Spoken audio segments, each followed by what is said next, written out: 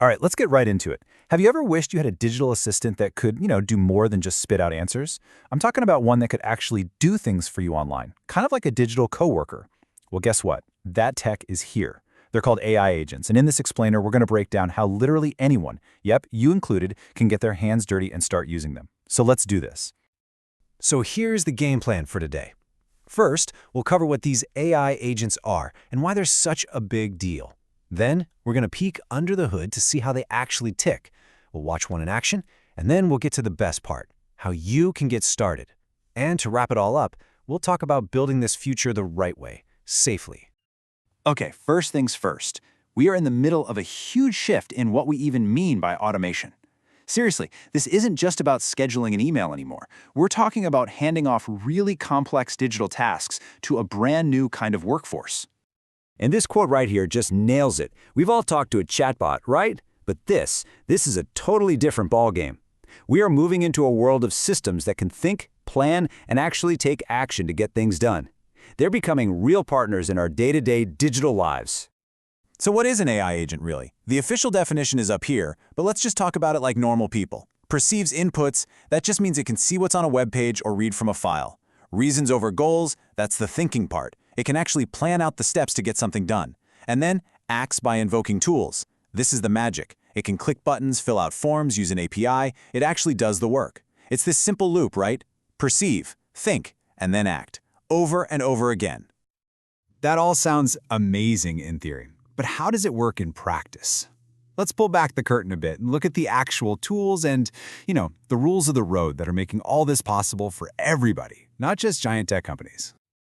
Look, if you tried to build one of these agents from the ground up, it would be a nightmare. It's incredibly complex. But thankfully, we have these things called frameworks. The best way to think about them is like scaffolding on a building. They give you the basic structure and handle all the tedious boilerplate stuff, which lets developers focus on what actually matters.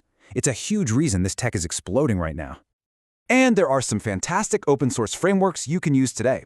LangChain is kind of like a giant box of Legos. It's super modular and has a massive community building new pieces for it all the time. Then there's AutoGen from Microsoft, which is built for creating whole teams of agents that can work together on really complicated problems. And I really like Crew AI. It makes it super easy to give agents specific jobs, like you have a researcher agent and a writer agent, and they collaborate just like a real team. But wait, how do all these different AIs and tools and agents actually talk to each other without it being a total mess? Well, that's where something called the Model Context Protocol, or MCP, comes in. Just think of it as the USB-C for AI. It's a universal standard, a common plug that lets any agent connect to any tool or any data source. It's a total game changer for making this whole ecosystem work together. Okay, enough with the theory. Let's make this concrete. One of the coolest and easiest ways to see agents in action is to watch them automate stuff we all do every day, right inside a web browser. Okay, check this out. You just say something simple, in plain English, like find and book a direct flight to NYC for next Tuesday.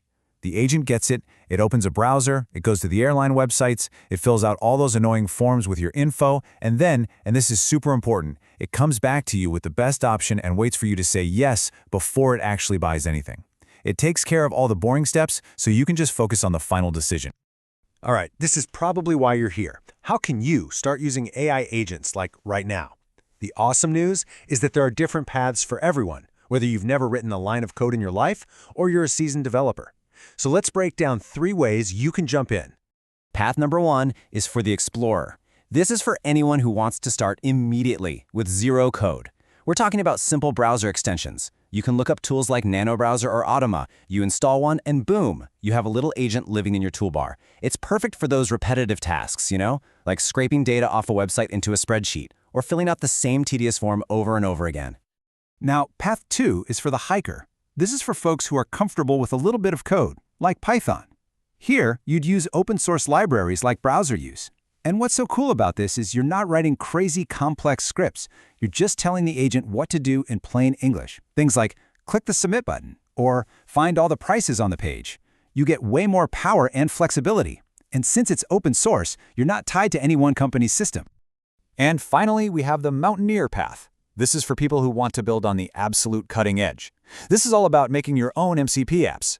Now, these aren't just agents that use tools, you're building the tools that other agents can use right inside a chat. So you could ask an AI a question, and it could show you back an interactive map or a live data dashboard. And the wildest part? You can actually ask an AI coding agent to get you started. You are literally using an AI to build a tool for other AIs. How cool is that? So we have these incredibly powerful ways to get started. But before we all run off and start building, we have to talk about doing this stuff responsibly.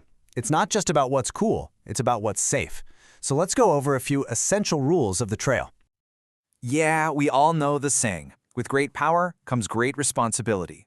And believe me, when you give an autonomous piece of software the ability to browse the web for you, or change data, or spend your money, that responsibility is very, very real. So before you let one of these things loose, you absolutely have to think like a pro. Here's a quick checklist. First, and this is a big one, always have a human in the loop for the important stuff. You do not want an agent buying things or deleting files without you giving the final okay. Next, you gotta have health checks so you know it's not going off the rails. And please secure your secrets, passwords, API keys. They go in an encrypted vault, not just sitting in your code. Also, keep your playground separate from the real world, so a dev environment that's totally isolated from your live production stuff. And finally, for the love of all that is holy, watch your costs. A runaway agent can burn through your API credits faster than you can blink. Seriously. And there you have it. From a simple click in your browser to building brand new apps, the power to create your own digital coworkers is here, and it's more accessible than it has ever been.